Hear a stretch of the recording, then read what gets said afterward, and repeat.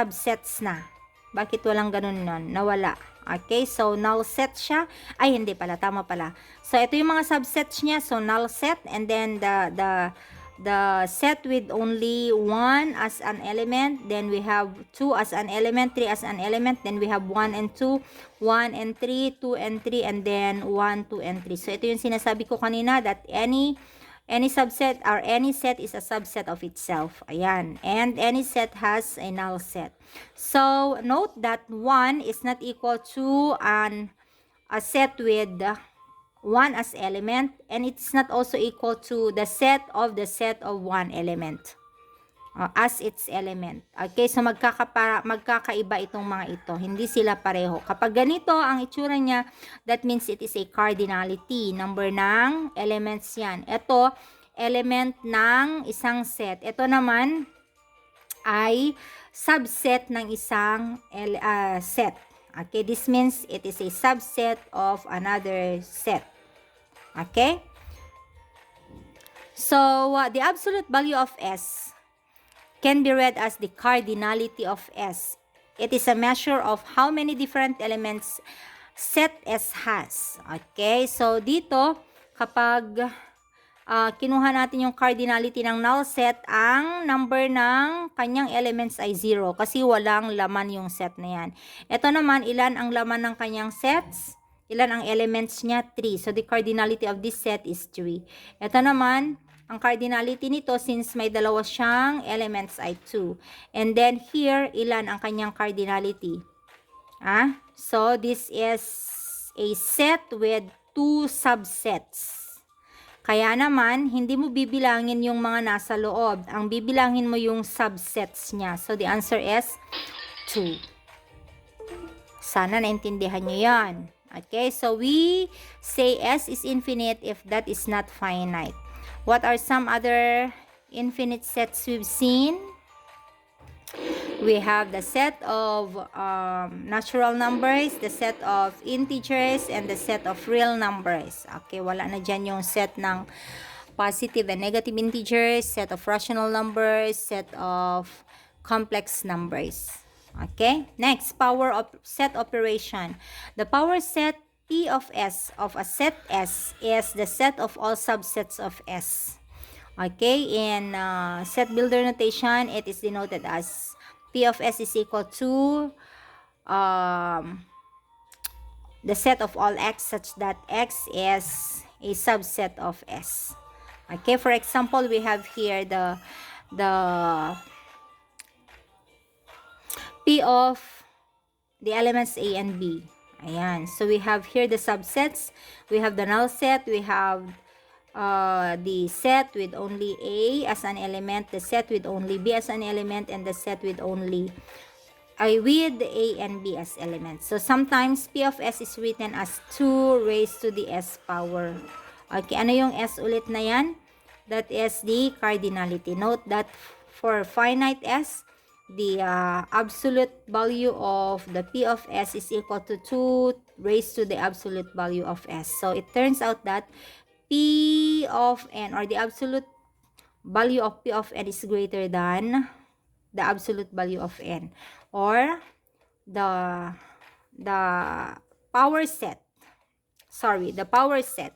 The power set of the natural numbers is greater than the sets of natural numbers, or the power set, or the cardinality of the power set of, or the subsets of the natural numbers is greater than the subset of the natural numbers. So these are different sizes of infinite sets. Okay, ordered n tuples. For n is in n, unordered n tuple of a sequence of length n is written as a sub n and a sub 2, a sub 1, and a sub n up to a sub bakit? Ano ba naman tong dila na to? A sub 1, then a sub 2, then a sub 3, and so on up to a sub n. The first element is a sub n, etc. Okay, these are like sets except that duplicates matter. And the order makes a difference. Note that 1 and 2 is not equal to 2 and 1, and it's not also equal to 2, 1, 1. So empty sequence, singlets, pairs, triples, quadruples, quintuples, and n-tuples. Ayan.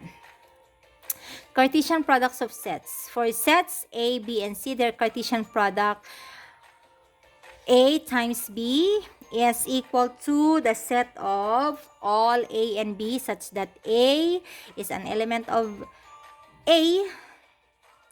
A is an element of A, or A is in A, and B is in B. Okay, for example, we have here the set of AB times the set of 1 and 2, or with the elements 1 and 2. So that is equal to A and 1, A and 2, B and 1, and B and 2. Note that for finite A and B, the absolute value of A times B is equal to the absolute value of A times the absolute value of B. That is why if we have 2 as a cardinality of A multiplied by 2 as the cardinality of B, then their Cartesian product is, or contains, how many elements? 1, 2, 3, and 4. 2 times 2 is 4. So note that the Cartesian product is not commutative. Here we have not all A, B is the same as, or such as, A times B equals B times A. No. Okay, so extend to A. This is the foundation of what do you call this? Number theory. Okay. Ayan. So, mapag-aaralan nyo rin yun later on. So, extend to A sub 1 times A sub 2 times A up to A sub n. Okay.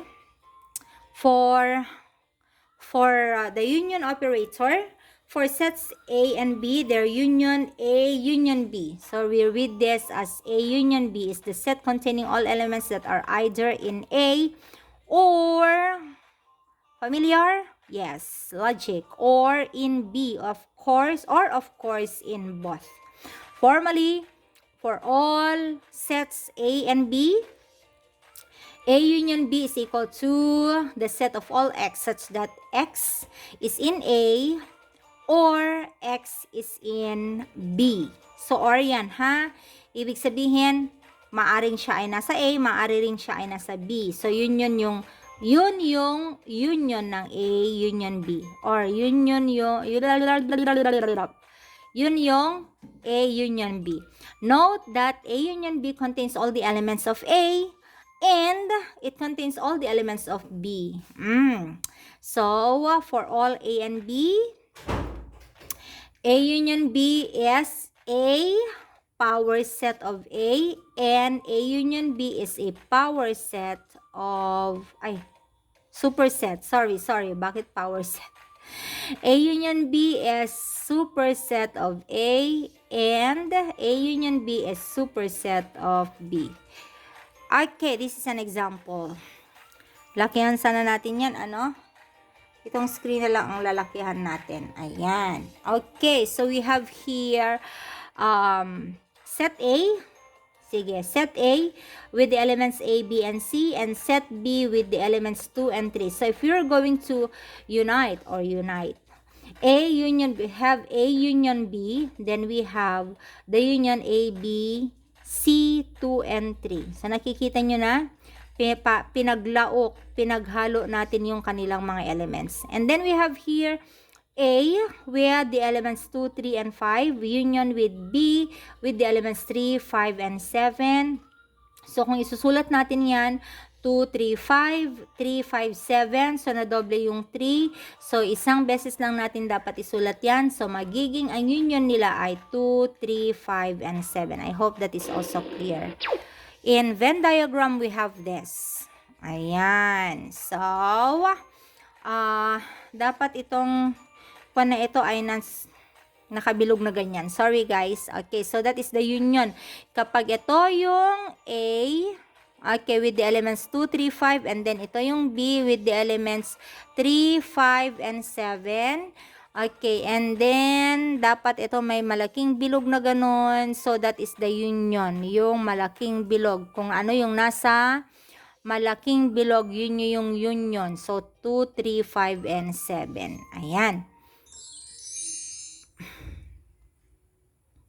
Okay, intersection naman tayo. For sets A, B, their intersection A intersection B is the set containing all elements that are simultaneously in A, and, so and tayo. Yung kwan kanina, or. Yung union kanina, or. Etong intersection naman ngayon, and.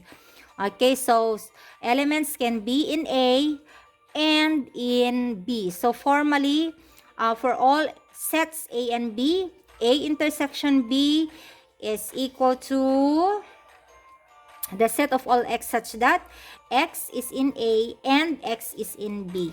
Okay, note that the union or the intersection of A and B is a subset of A and it is a subset of B. Ayan. So, for all sets A and B, A intersection B is a subset of A and A intersection B is a subset of B. Ayan. So here we have an example. A, B, and C are the elements of set A. Intersection with B, whose element is 2 and 3. So, ano kaya yung kanilang intersection? It is a null set. May paganon pala siya. Okay, so null set siya. Bakit? Kasi wala namang magkapareho. Kasi kung titignan natin kanina, ang sabi niya, the intersection should be the set of all x such that x is in A, and it is very important, and it is also in B. So, in here, wala namang, walang element ang A na nasa B. Set ng B. Okay, how about here? How about here? So, we have set A, 2, 4, and 6 are the elements. Intersection with B, whose elements are 3, 4, and 5. So, ano yung nasa A na nandun din sa B? So, that is 4. So, that is the intersection. Uy. Okay. Ayan ang intersection. So, this is set A and this is set B. Okay. So, ano yung intersection nila? Yung 4. Okay? Next, disjointedness pala. Two sets A and B are called disjoint or unjoined if and only if their intersection is empty, just like our first example a while back. Like if the intersection is empty. Example, the set of even integers is disjoint with the set of odd integers, as well as the set of positive integers is disjoint with the set of odd or of negative integers. Ayan. Okay, ayan. Magkakahiwalay sila. Inclusion and exclusion naman tayo. Principle, how many elements are in A union B? So, it's like saying you count all the elements in A and B and then you subtract the intersection. That is the cardinality of the union of B. Okay, so if we have here, so it is the cardinality of B plus the cardinality of C minus the number of the cardinal or the cardinality of A intersection B. So if we have here 2, 3, 5 and union with 3, 5, 7, so ayan yung kanyang union. Yan yung kanyang union. So, how are we going to solve that? We have 1, 2, and 3 plus 1, 2, and 3. So, that is 6. 1, 2, 3, 4, 5, 6. Minus yung kanilang intersection. Ano yung kanilang intersection? Dalawa. So, 6 minus 2 equals 1, 2, 3, and 4. Bakit ganon? Kanina pa ba yan na ganyan? Halang, dami ko na yatang na-miss. Baka mula kanina dito. Saan ba? Yung pinalaki natin kanina. Ayan ba yung pinalaki natin kanina? Okay. Sorry guys. Hala. Hindi ko tinitignan. Okay. So, intersection. Okay naman yan kanina. Okay, the intersection is null set since wala silang magkaparehong element. Dito naman, yung magkapareho nilang element ay yun. Ayan. Okay, so this is the set of B and this is the set of A. And then their intersection is 4. Okay? Next, disjointness. Okay na yan? So, disjointedness, sorry. Disjoint ang dalawang sets kapag ang kanilang intersection ay null set. Kapag wala silang magkaparehong elements. Ganun lang naman yan. Okay, and then here we have, nakikita ba? Tama. Okay, so here we have the cardinality of A union B is equal to the cardinality of A plus the cardinality of B minus the cardinality of their intersection. So if we have here 1, 2, 3, 1, 2, 3, that is equal to 6. Okay, and then we have 4. Okay, 4. So, kapag ganyan. Subtract out items in intersection to compensate for double counting them. Set difference. Sabi ko na kanina, they can be operated. So, for sets A and B, the difference of A and B written A minus B is the set of all elements that are in A but not in B. So, we have A and B, or A minus B rather. A minus B is the set of all x such that x is in A and x is not in B. Or, it is the set of all x such that x is not, or it is not x in A if it is not, or if it is x, x, if x is in A, then x is not in B. It is not the case that x, if x is in A, then x is in B. Okay, also called the complement of B with respect to A. Okay, so yan na yung complement noon. So if we have here the set A, 1, 2, 3, 4, 5, and 6. And this is the set B, 2, 3, 5, 9, and 11. And we are going to subtract them. This set minus that set. Then, tatanggalin lang daw natin yung mga elements nito na nandoon. So, anong tatanggalin natin? 2, 3, and 5. So, ano ang natira? Ayan, tanggalin daw natin yon. Tanggalin daw natin yon. Tanggalin natin yon. At ang natira ay yan at yon. So, 1, 4, and 6. Ganun lang naman kadali yon. So, if we have here Z, okay?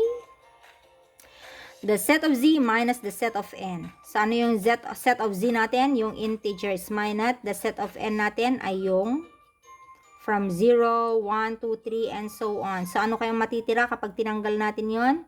Ang matitira ay yung mga, yes. So, it is the set of all x such that x is an integer but not a natural number.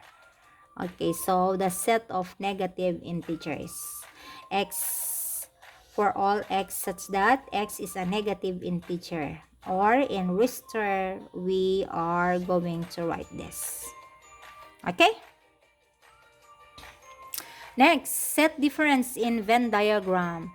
So, A minus B, what's left after B? Takes a bite out of A. Ayan. So, if this is set A minus B, kakainin siya ng nom. Ayan. So, yung matitira, kapag nawala yung intersection nila, then that is set A minus B. Okay? Set complements. The universe of a discourse can itself be considered a set, and we call it U, or the universal set. The complement of A is in symbol is A with a bar there. Okay? And sabi niya, example in paper and pencil. Wag na, ito na lang. More on set complements. An equivalent definition when U is clear.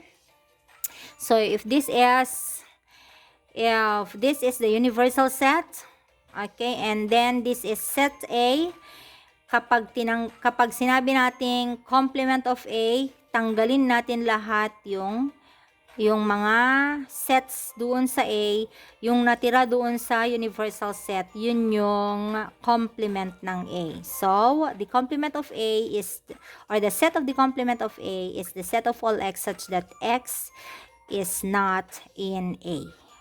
Okay? So, let me give an example. Sabi niya kanina, paper and... Sige na nga, magbibigay na nga ako ng example ng complement. Okay.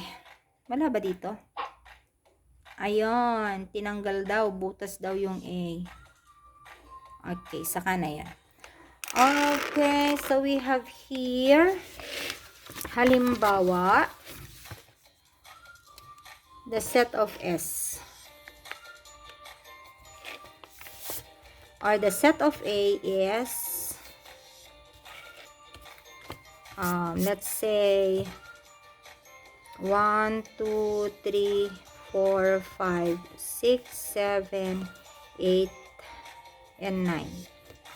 U pala ito, the universal set. Okay? This is the universal set. And then we have here, the set of A is 1, 2, 3, and 4. Okay. So if this is our universal set and this is the set of A, then A complement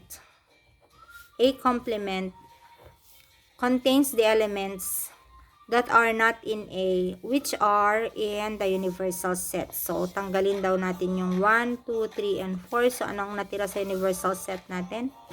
5, 6, 7, 8, and 9. Okay?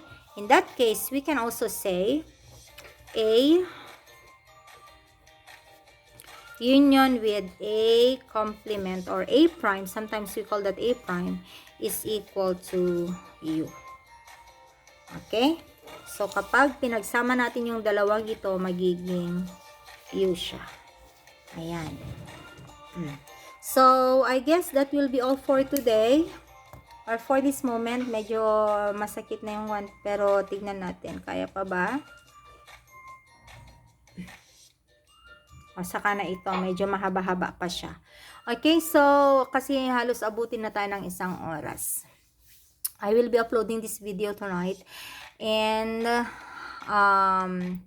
magbi-video pa rin siguro ako mamaya. Pero, bukas ko na i-upload. Okay, guys? So, thank you for watching.